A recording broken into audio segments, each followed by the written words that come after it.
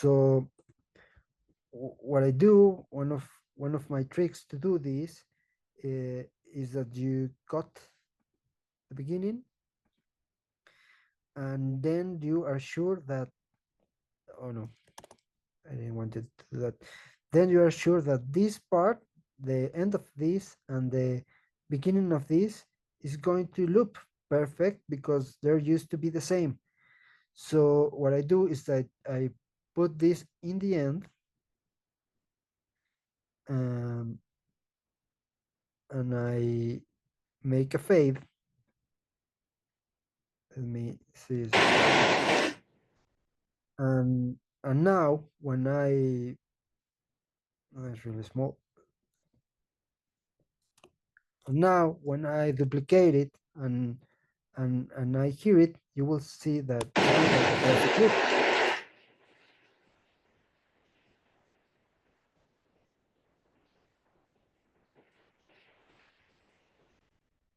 You see, it's similar. And yeah, if you have a lot of layers, you have to do this with all the layers, with all the continuous layers, so you will have this, that perfect loop.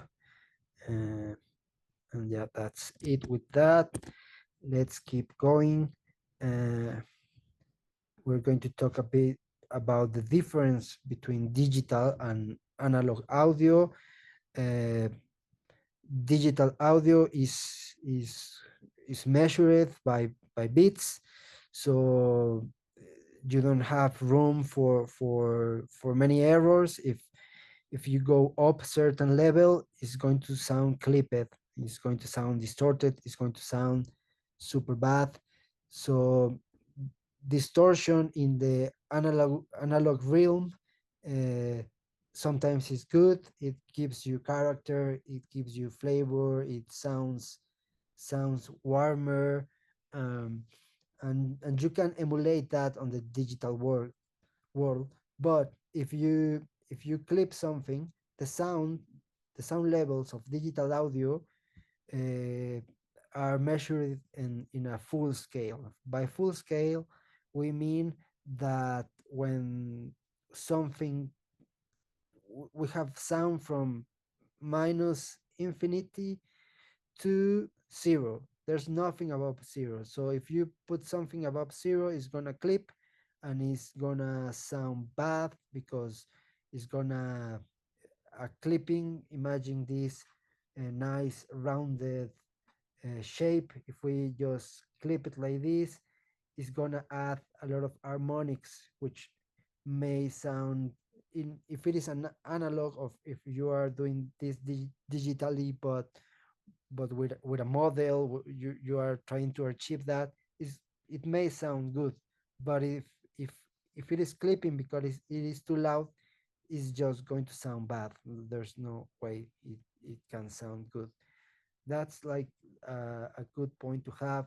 Like many will think, oh yeah, everybody says that a bit of distortion is good. Yes, in analog, or if you are using a model, an analog model in the digital realm. But if you are in the digital realm and you just put the sound too high, it's gonna sound bad. So that's what I need to tell you about digital versus analog. And let's talk about, we did a kind of a sound design already. We have some sounds there, but we still need to mix it. and and here are some common mixing issues.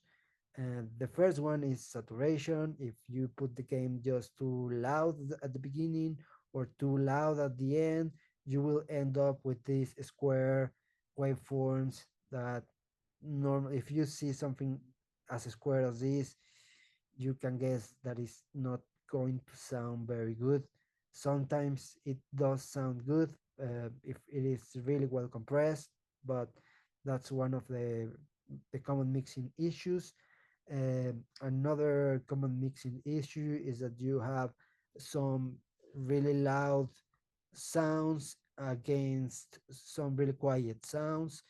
You should surely have heard like video in YouTube in which the intro music it is super loud, it sounds perfect, but then the recorded audio for the speech, for the voices, for the dialogue, it sounds really quiet. And what happens there is that uh, the people who recorded, they may not have recorded really well, and they didn't treat the voices really well. So they say, well, this is the loudest that I can put the voices. I they are quiet, but this is what I have. But the music sounds really good, so they put the music super loud, and yeah, you turn up the volume after the intro music because the speech doesn't sound good, and in the end uh, you have a super blast because you are like at full volume, and the outro music is super loud. uh, that's not good. That is also one of the common mixing issues. Another mixing issue is noise. If you record some voices and you have traffic in the background, if you have some birds, for example, that you don't want to have them there, those are noises. Noises are broad when you have a continuous noise. For example, the rumble of the city is a continuous noise that you have it all the time, and you need some tools to get rid of that noise. And there are some noises that, like uh, some impact, someone is hammering, for example. Those are another kind of noises which are more difficult to get rid of because they uh, you have to attack them like each one of them. So uh, that is noise. And another thing that happens sometimes is that the panning is wrong. We're going to talk about panning a bit later, but if you are mixing in your laptop and the speakers are close together, you may notice that some sound is charged to one side a lot. It may sound good because the speakers are like near to you, both of them. But if you put headphones, you will note that most of the sound is coming from one speaker and the other speaker is quiet. And a way to deal with this is to hear the content, the program in headphones before releasing it, especially if you have made some panning. I'm not sure if you are familiar with panning, but panning is like is basically how much sounds go to one speaker and how much goes to the other speaker in an stereo system. If you are using a more complex system like a 5.1 or uh, Atmos, that goes complex, but the very basic is on a stereo. And yeah, uh, another problem is that, of course, the mix is too loud. So you hear it at certain point, and you hear it on your computer, on your cell phone, and it sounds good, sounds nice. Uh, but someone else put it, and it's just too loud or too quiet.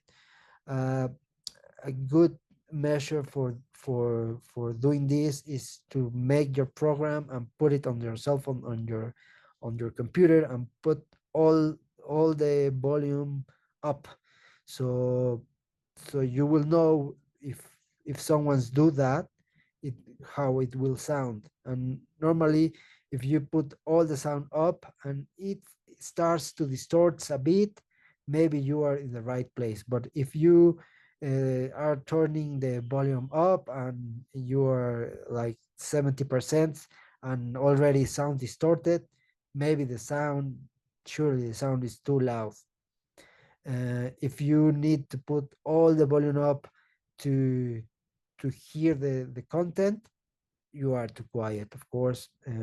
That's Those are the most common mixing issues. And I'm going to talk now about some tools, about the very basic tools to fix this. Of course, the first is volume. Um, I have already talked about the difference between volume and gain, but yeah, you have to measure how much on volume you how loud you are, and we're gonna talk to that when we speak about loves, which are a measuring unit for loudness, which is not the same as just volume. Loudness is something else. We'll talk about this. Uh, panning, panning. As I say before, uh, use headphones when you are not sure about something, uh, to see if your image, your stereo image, is how you call this abstract, this non-tangible thing that you create when you're hearing sounds. There's like a, if you close your eyes, there's a map of the sounds, and you will locate from where the sounds are coming. That's your image.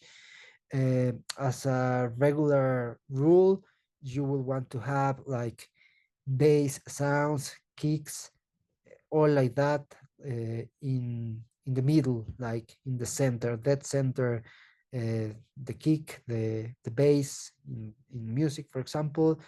Uh, Backgrounds, I will open up a lot the backgrounds in the stereo image. By opening up, I say, uh, put some sounds fairly to the left and some fairly to the right. And the tip here is not to let everything dead center. So yeah, if you have dialogues, put the dialogues in the center, but then shift all the sounds a bit to the left or a bit to the right to make space for the vocals or for whatever you have in the center. Uh, you have to make a space for all the sounds. They, if they have their own space, they're gonna sound better. If they're in the same space, they may not work together. um that's what I have for volume and pan. uh, EQ can help a lot. It is like a really powerful tool. um, for example, if you record some vocals and there was like a lot of wind, and you have a lavalier and it sounds awful. uh, Cut the low frequencies, cut a lot the low frequencies, and you will have like you will get rid of a lot of noise, a lot of noise there. There is also noise in the higher frequencies. Normally is it is described, it is called, uh, it, it can be like an interference, or it can be like a hiss, like the hiss is a shh. If you have that, again, go to your EQ and get rid of the very high frequencies, and you will be okay. When you are using vocals, I normally do a lot of cuts. I cut all, that is all the low frequencies. I cut them, depending on how the voice is. If it is a low voice, well, I adjust it, but normally you don't need the low frequencies for that. If you want to, if you can comprehend what the person is saying, you can boost up some frequencies like 4 4K, 2 to 4K. Makes you distinguish between syllabs. So that will let you understand better. And if there's if you can understand them, uh, intelligibility comes from 500 hertz to 2Ks, for example. So you can boost those as well and get rid of the low frequencies, and it's very useful, the EQ. Also, uh, if you have your mix and it is a bit moody, uh, you may have a lot of low frequency layers. So if you can get rid of one of those layers, but if one of them have something in the high frequency range that you like and the mid frequency, you can just leave the low frequencies of one of them, and with using your EQ, getting rid of the low frequencies of the other, so the two sounds can play together and they don't fight between them. uh, what else we have here? The dynamic range.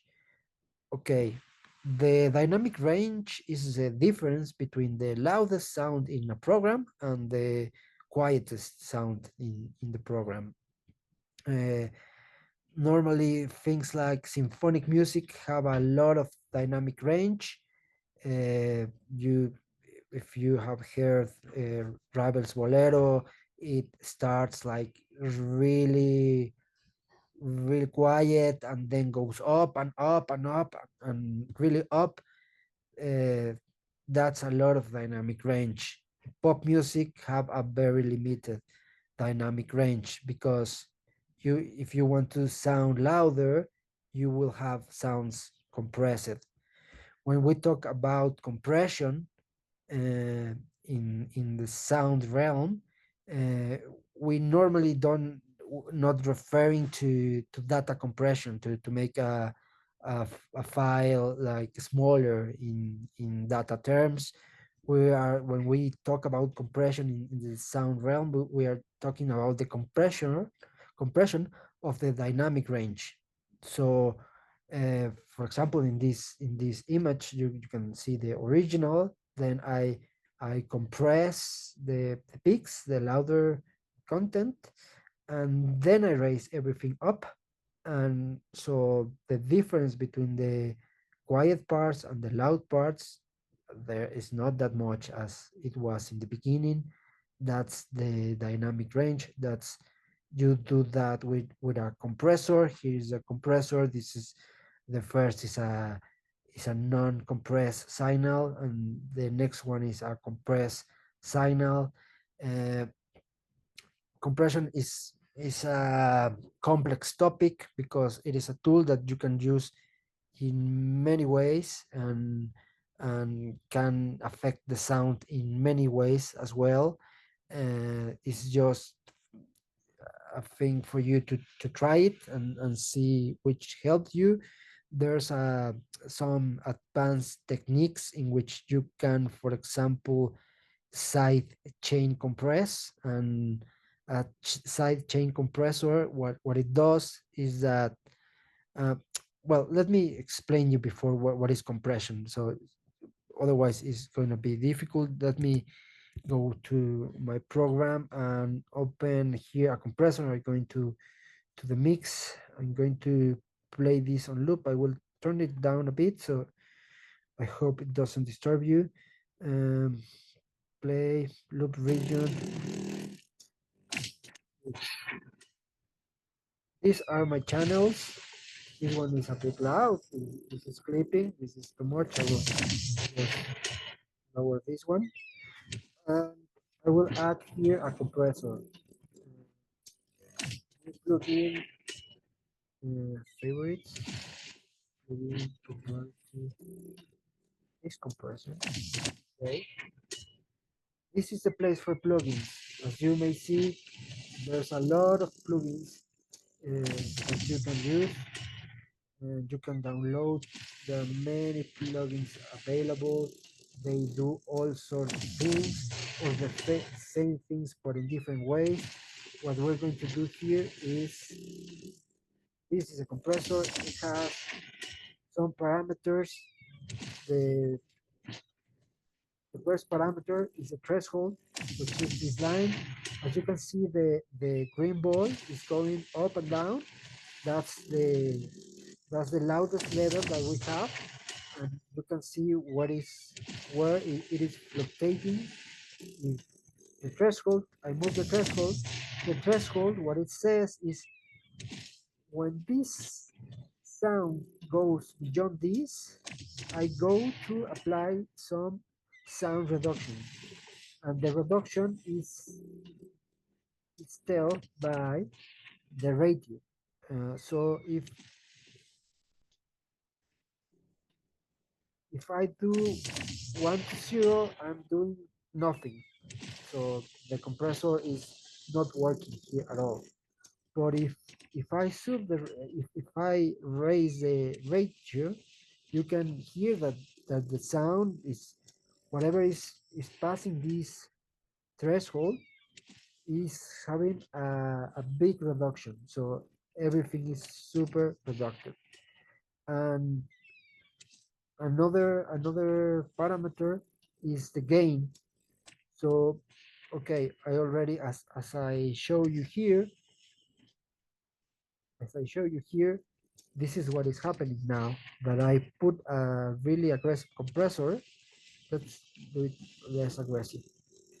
But we have an aggressive compressor, so the loud parts are going down, and we're gonna apply some gain to raise everything up together. And this is the gain.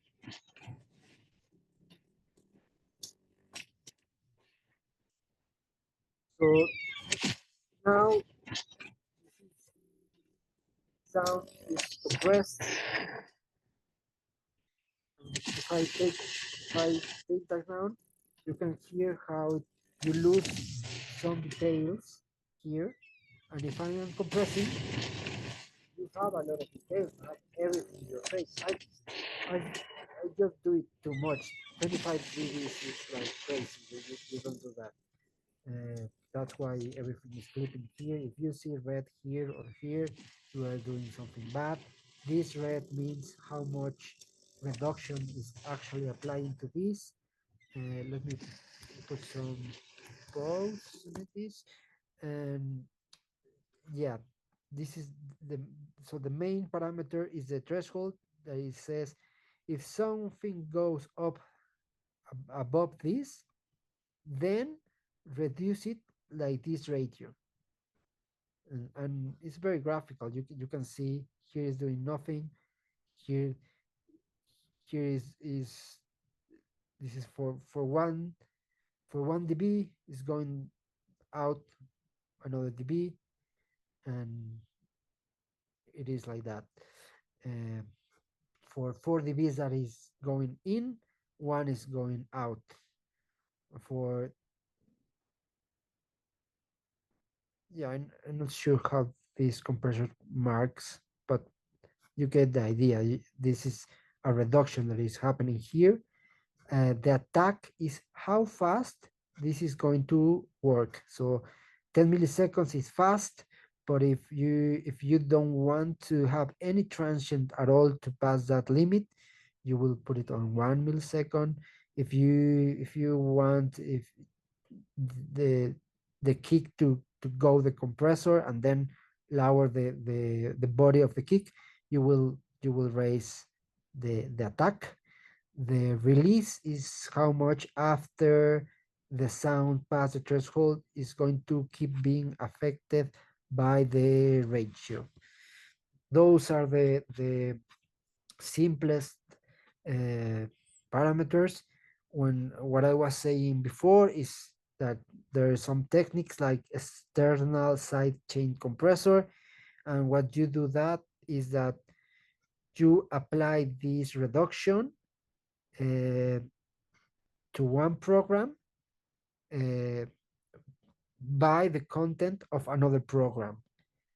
For example, if you in radio, they tend to do that a lot. It is called docking, and they put the reference signal on the voices.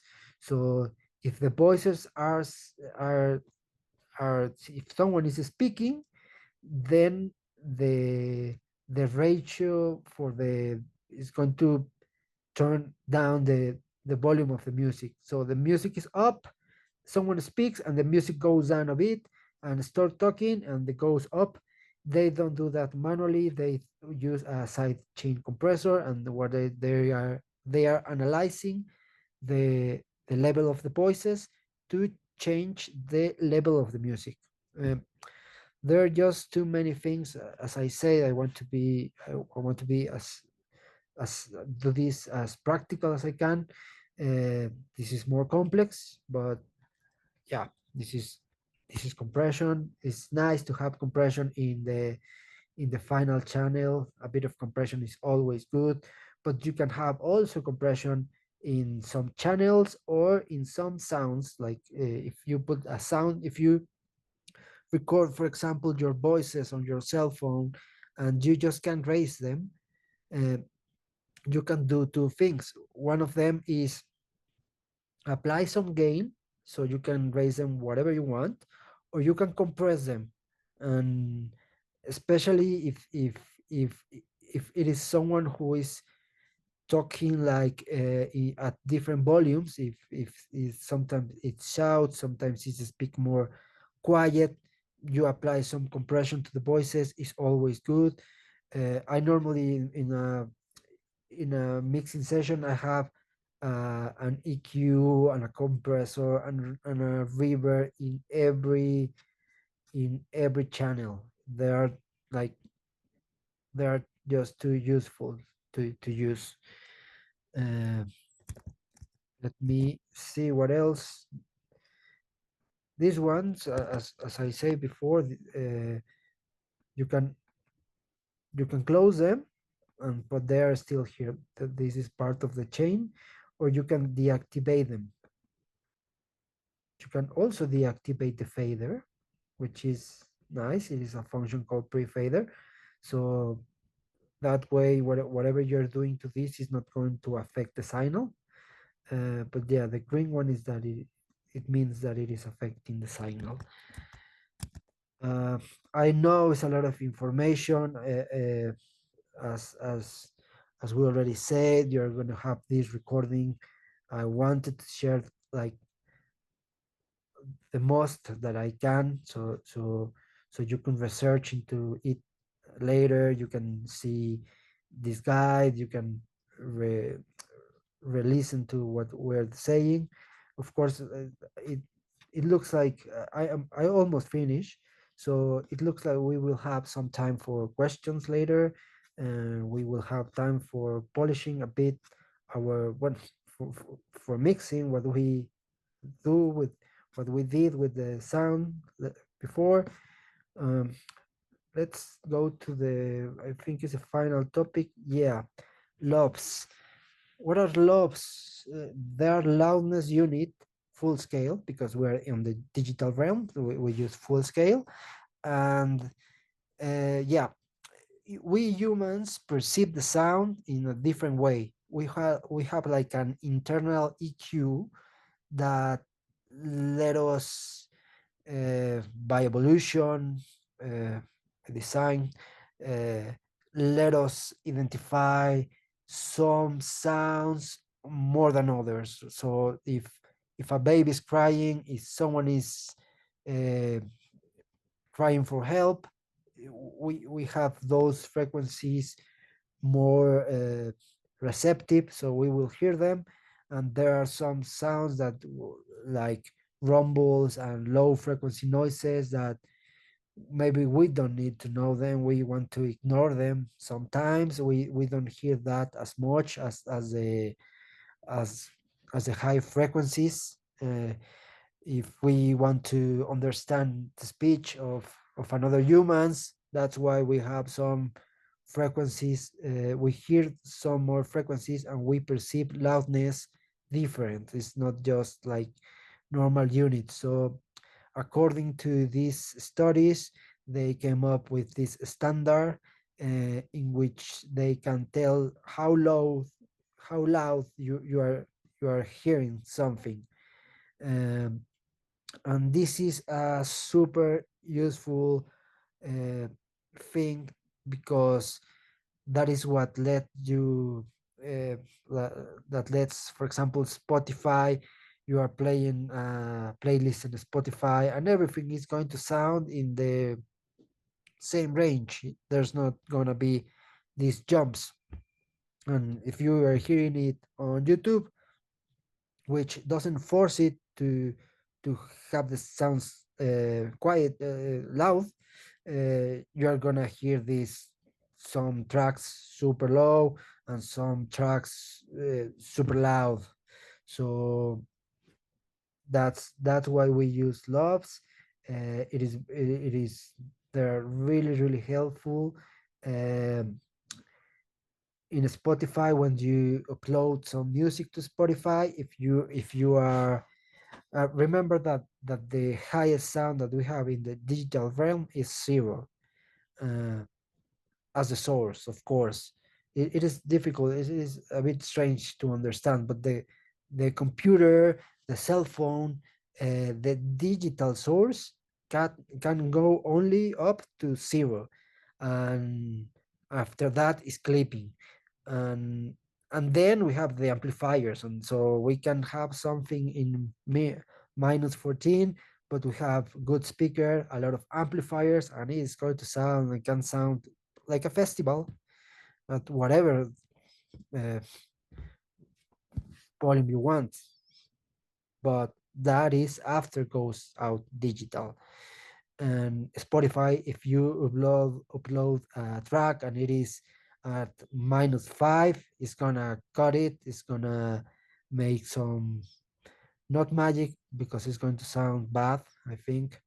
Maybe not, but I will not I will not do that. If they just turn the volume down, you will lose your dynamic range that you may have. If you want to have some content there, it is really good to prepare it to deliver something at -14, for example. If it goes if it is quieter than that, they are going to raise the volume. I don't like that, because some tracks are quieter and they sound good quieter, and then you you put them on a Spotify and they will sound super hard, and they're not mixed or made to be that loud. But for now, is the best tool that we have to have some consistency. And we are going to see how we measure them. As I say before the course, I thought that the only way to do that it was with the external plugin. Uh, Later on, today I just discovered a function in which is already here, and we will use that. Um, First of all, we already made. We're gonna go back to our little sound design, and we're going to export it. And it is not mixed, I know. Let me do like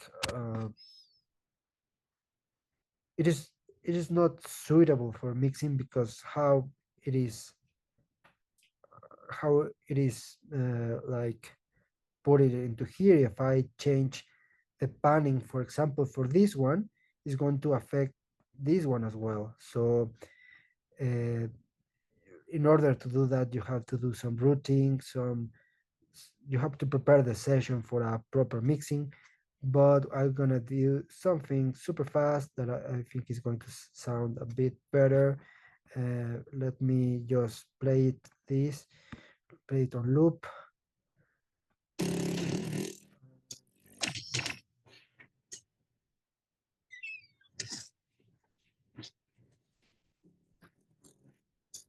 I just going to guess. I'm gonna something. What is this? Mm, this is the water. So so what you what do you do with the water? Where is my image?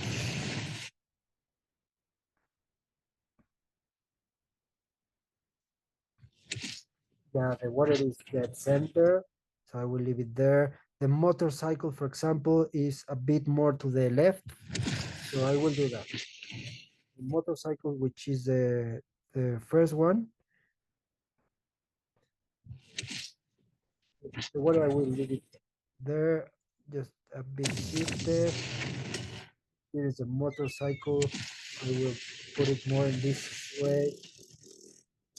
Now you hear more here. Uh,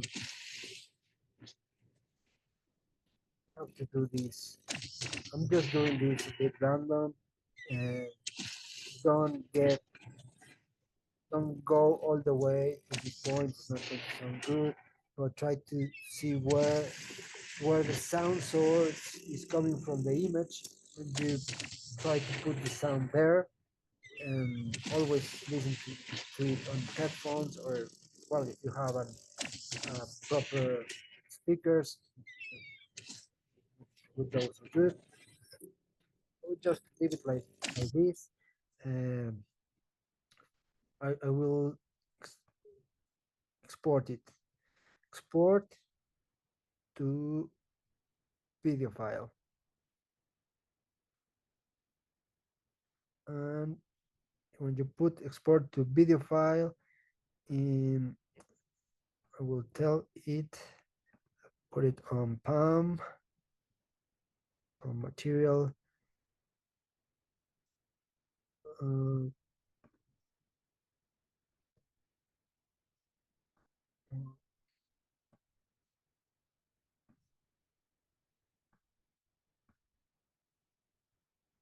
ah, File name is sound design one. Yeah, whatever. Export.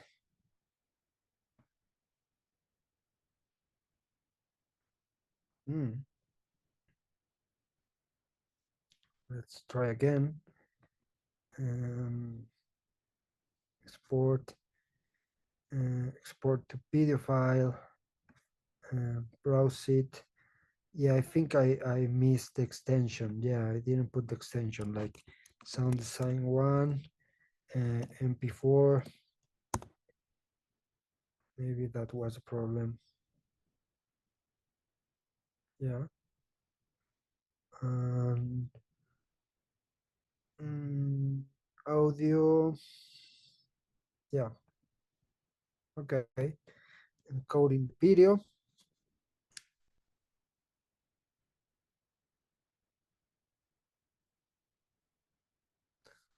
Okay.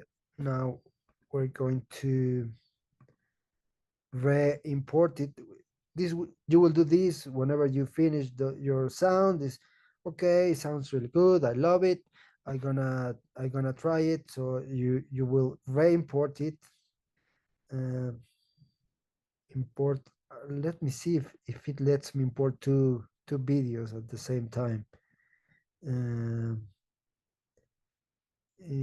Open video, sound design. Okay, and here you need to be sure that it came with audio. So extract audio.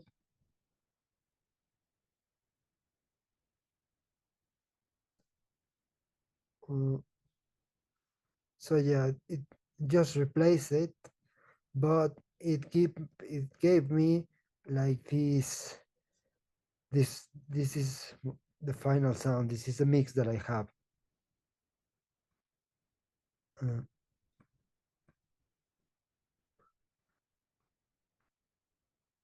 yeah, I know. Yeah, it lets you have two videos. That's nice. Well, once you have the sound here, let me hear it. Play loop.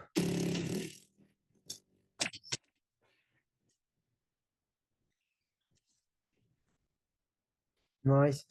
I'm gonna go to region, and then I go to loudness analysis, and look at this.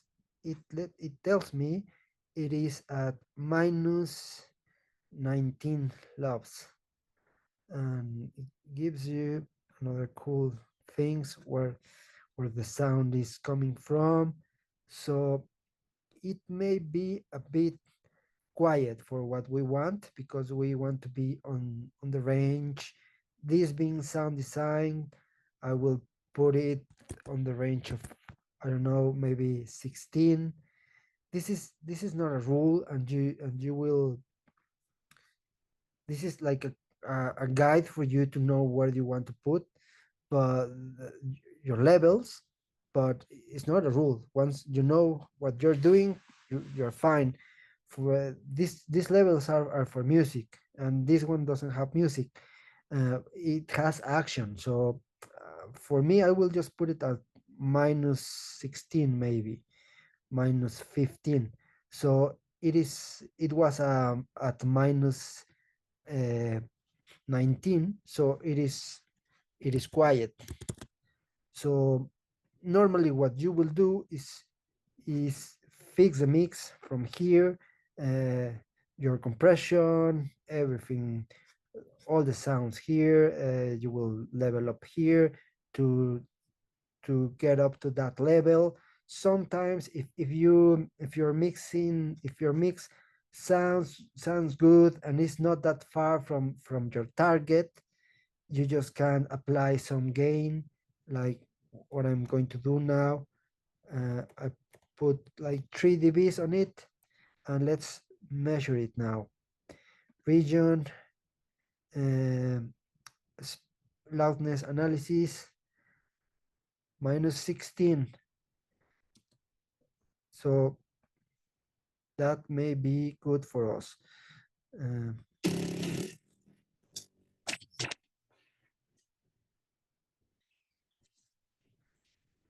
a lot of sounds are missing here, of course. I i will put some layers here. Maybe in this close up I will put even the gravel, uh, a bit of the texture of the gravel, for example. Another layer for the motorcycle. uh, Here I will put uh, another switch on top of that, but with lower, to give it more body. I will compress it. Uh, I will change more these shots, these blasts, for example. Uh, I will put here the gravel as well, the debris from the explosions. I will put, I can do that. Uh, I will be way more detailed on how this is working. As as you see, I just put sounds on it, but I didn't really edit them. And in sound design, you have to edit them a lot and take out what it doesn't work, and let in what it works, and move it around. There's a lot of things to do. I will put the for example, the sounds of this jeep uh, through the air, uh, some waves, maybe another layer of waves for this, another layer for when the water goes in. I will put, will have used a lot of that. As I said, I made it as practical as I could, and I think we already cover everything. So I think this is a nice time to ask for questions. We still have 20 minutes. I have something in the chat. Let me check. Very interesting. Nice. Um, nice rocks. So anyone has any doubt? Anyone want to share something? Ask. Yeah, remember that you can open up your mic if you want to raise your questions, or if you want to introduce yourself to the group and uh, share something here. Otherwise, you can also do it via the chat, and we'll be reading that aloud if you cannot get a hold of the mic. But thank you very much for important and has been really insightful. A lot of tips and tricks. That's usually really helpful. Yeah, yeah, you're welcome. And in the meantime, can you share a bit about the final project? What could be some ideas or what is expected if anybody wants to apply what they learned during this course? Well, I'm guessing it's something something quick, something fast, like this, but open to anything. Some video that you already have and want to put sound on it. Uh, it doesn't need to be sound effects like this one. It could be just some drones. It could be just some music. Uh, if you manage to make a loop that a perfect loop, that would be awesome. It is very nice when you make a perfect loop and you put it and it sounds simply. um, but yeah, I'm open to whatever you are making. If you are already making art, if you make still pictures, you can, or a GIF, you can convert the GIF to a movie and put just some background on it, some music, some drone, anything really, just to let you apply this knowledge in your pieces. Yeah. Perfect. Just reminding anybody that if anybody has any question, would like to participate in the session, can you raise your hand or use the chat?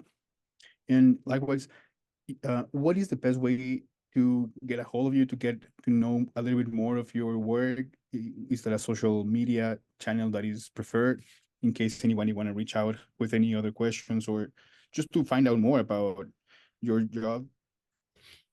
Yeah, for sure. And I think I am active on Twitter and in 409. If, it is in Spanish. It is 409. If, it is hard, but it is in my presentation. I have a link at the end, and yeah, that's my website, and it will take you to my Twitter, to anything like that. I'm super open to, if people want to ask something directly, and I'm super open to that. Just write me. There's something in the chat. Yeah, nice. Thanks, Rox.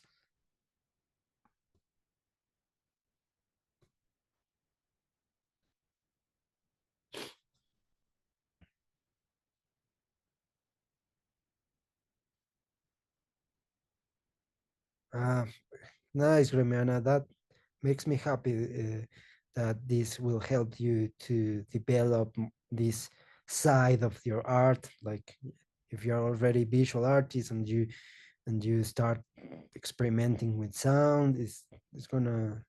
I'm happy. Thanks. The good thing about this course as well is that if you know someone that also can benefit from the course will be available at the Palm Academy website. So yeah, anytime that you want also to review what you learn or relearn it or just um, I don't know, catch up, it's going to be there, right? So don't hesitate to share it, please. And I think that I'm going to have a lot of trouble. So I will hit you with some messages. Yeah. Yeah, yeah, for sure. I'm open to messages. Yeah, thank you very much. And remember, your network is your network. So that's another way that you can benefit from these sessions. If you will continue pursuing this route, you always want to have resources available to help you in case you have some bumps in the road. So yeah, just make sure that follow anybody and everybody that's in here. Go to the Palm Foundation. We usually are active both in X and in Telegram, and then we can also have a continue this conversation offline. So I don't know if there's any other questions that we have. Otherwise, I will be starting to close this session. Thanking a lot to 409 for this really, really insightful conversation. Yeah, no, I super glad that it helped you, and yeah, and also I'm not sure if it was stated already, but uh, for people who deliver things, I will choose one to give him one of my OG tokens, and also like a one-to-one session in which I will try to help them uh, enhance their audio or their project, or if they want to go deep into something, because I talk about a lot of things. There's a lot of content, but each of those topics have like a lot of they are complex topics, some of them, like uh, so we can go deeper into that. The goal of this was to to give you an entrance to the sound design or the audio world for audio visuals. So it's just like the goal was to open up like a lot of options, a lot of things that can happen there, so you can develop them later. uh, I love to to learn and do things by myself, and sometimes, yeah, you just took the course, and then the real learning goes later, when you are in front of your computer and trying to recreate and trying to remember and trying to do new things. That's where the learning comes, not this is just like, here, this is the possibilities, this is what you can do with sound, and later on there's the relearning. Awesome. So don't be afraid to try. It's not gonna break out, and if it does, you know who to reach out for help. So Yeah. try to explore the tools that you have. So yes, it seems that we have some messages there. Let me check. Thank you. Thanks. So we're gonna be starting close this conversation. We're gonna be doing some editing, so we can have it uploaded in the website as soon as possible. Everybody that attended here will receive proof of attendance that will be dropped to your Palm ID, the one that you use to register for the session, and you'll have about a week so you can submit your final project. Again, if you have any other questions, you can reach out via Telegram or via X, Twitter. We're also active in Instagram, so you can follow us in any of those channels.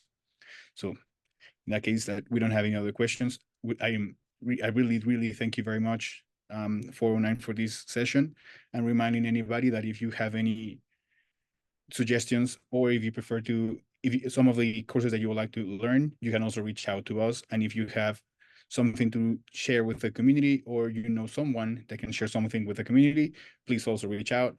We'll be more than happy to have hosting more spaces like this for anybody. So thank you very much again for this really insightful information, and we'll be continue talking offline. Thank you, Jaime. Yeah, yeah, my pleasure. Thanks all who were here. Bye.